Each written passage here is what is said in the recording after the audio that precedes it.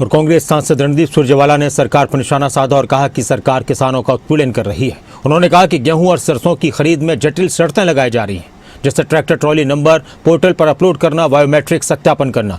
उन्होंने कहा कि किसानों को बार बार मंडियों में आना पड़ेगा, किसानों के अंगूठे घिसते जा रहे हैं। हरियाणा सरकार ने, नायब सैनी सरकार ने गेहूं फसल खरीद पर तुगलकी फरमान जारी कर मेहनत कश किसान को उत्पीड़ित करने का काम किया है। 1 अप्रैल से गेहूं की खरीद शुरू होनी है। अब तो घंटों बचे हैं, पर चोर दरवाजे से एमएसपी पर गेहूं और सरसों ना खरीदने की नायाब साजिश हो रही है। पेचीदगी, अड़ंगे, प्रक्रियागत बाधा पैदा करते जाओ, खरीद टारगेट घटाओ, उठान रुकवाओ, स्टोरेज खत्म करवाओ।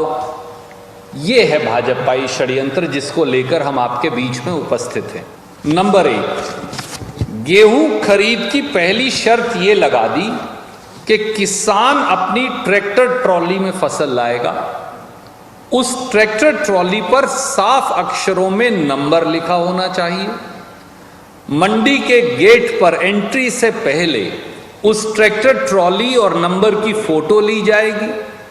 उस फोटो को सरकार के पोर्टल पर अपलोड किया जाएगा और अपलोड होने के बाद ही गेट पास जारी होने की, यानी गेहूं की फसल मंडी में एंट्री होने की प्रक्रिया शुरू होगी। प्रधानमंत्री जी ये कहते हैं, और जब ये 3 काले कानून आए तब संसद में शपथ पत्र देकर सुप्रीम कोर्ट में बीजेपी की सरकार ने कहा कोई भी किसान हिंदुस्तान में कहीं भी अपनी फसल बेच सकता है।